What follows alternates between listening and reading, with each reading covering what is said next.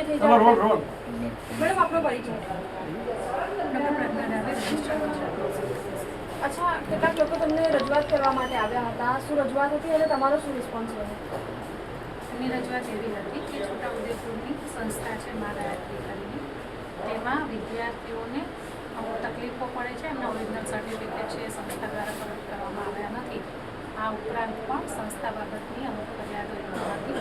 એમની ફરિયાદો જે છે એમને આપણે ધ્યાનમાં લીધેલી છે અને એમની જે લેખિત રજૂઆત છે તેઓએ આપણને સબમિટ કરી છે.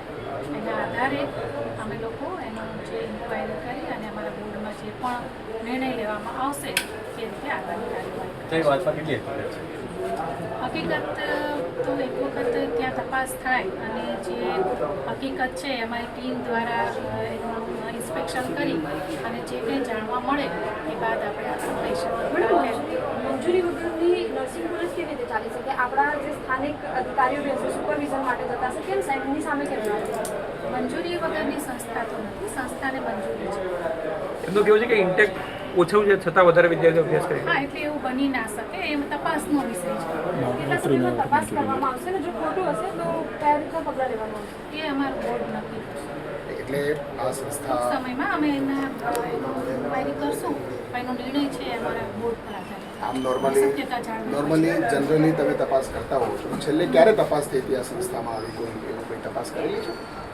સંસ્થાને પરમિશન આપેલી હોય એટલે કદાચ એકાદ વર્ષ પહેલાં એમનું તપાસ થઈ હોય એવું અત્યારે હું મારા રિપોર્ટ જોવા પડે કારણ કે એક સંસ્થા નથી, કાઉન્સિલમાં અનેક સંસ્થાઓ. મા ગાયત્રી પરમિશન નથી એવું કોણ કેવું? મા ગાયત્રીને ગુજરાત નર્સિંગ કાઉન્સિલની પરમિશન છે. અચ્છા, ફ્રીમાં વિદ્યાર્થીઓ ભણે છે, સરકાર ફી લેટ ચૂકવે છે, એમાં દંડ વિદ્યાર્થીઓ પાસે પ્રતિ દિવસ 100 રૂપિયા લેવામાં આવે છે.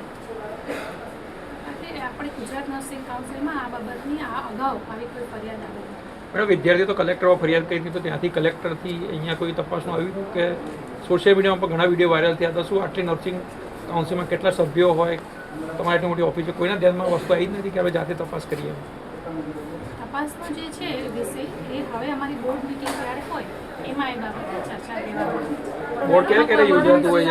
અધિકારીઓ કોઈ તપાસ નથી કરતા. બોર્ડનો નિર્ણય હોય, આ લીગલ બાબત છે, એમાં કોઈ ઇન્ડિવિજ્યુઅલ વ્યક્તિ તપાસ ના કરી શકે. બેન, યુજીસી અને હાઈકોર્ટનો લેટેસ્ટ ચુકાદો, યુજીસીનું 2007નું રેગ્યુલેશનના નામદાર હાઈકોર્ટનો હમણાં લેટેસ્ટ જે ચુકાદો આવ્યો છે એમાં એમ કહેવામાં આવ્યું છે કે વિદ્યાર્થીઓના ડોક્યુમેન્ટ, કોઈ પણ પર્સનલ ડોક્યુમેન્ટ હોય એ સંસ્થા જપ્ત ના કરી શકે અને એની માટે જે ઓથોરિટી હોય એને તાત્કાલિક ઇન્ટરિમ રિલીફ આપવું. એટલે આપના સાઈડથી શું ઇન્ટરિમ રિલીફ આપી શકો છો અત્યારે તાત્કાલિક ધોરણે? આપણે સંસ્થાને જાણ કરીશું કે જો એમના દ્વારા સર્ટિફિકેટ જે છે એ જપ્ત કરવામાં આવ્યા હોય જે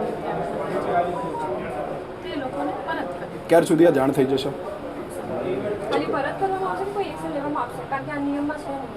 જ્યારે કોઈ કાર્યવાહી કરવાની હોય ત્યારે એ બોર્ડ નિર્ણય લે, ઇન્ડિવિજ્યુઅલ નિર્ણય ના લે.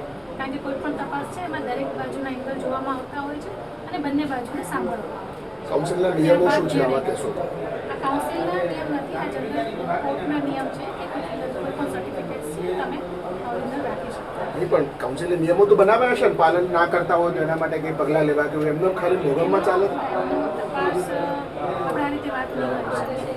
જે પણ છે એ તપાસ જે છે એ થાય એના આધારે એક્શન લેવામાં આવશે. તમારું જે કાઉન્સિલ છે નર્સિંગ કાઉન્સિલ, એના નિયમો તો હશે ને કે ભાઈ આ કાઉન્સિલના નિયમો છે, એનું પાલન ન થતું હોય તો આ પ્રકારે એની સામે પગલાં લઈ શકાય, એવું કંઈક તો હશે ને? એ જે કેસ આધારિત જે છે એ બોર્ડ નિર્ણય લઈ શકે. નહીં, બોર્ડે તો નિર્ણય કરવાનો છે સજાનો. નિયમો શું છે? જેમ તમારા વર્ગ 1 કે વર્ગ 2 માં નિયમો છે, ખાતાકીય જોગવાઈ હા નહીં, એવું કોઈ નિયમો છે ખરા એમાં? સંસ્થાના આવા કોઈ પણ જે અલગ કિસ્સા આવે છે, જે મેટર હોય રૂલ્સ ને એ બધું એ બેઝિક બાબતના હોય. જ્યારે આનાથી કંઈ અલગ પ્રકારની બાબતો આવતી હોય ત્યારે એ બોર્ડ જે એમને લાગે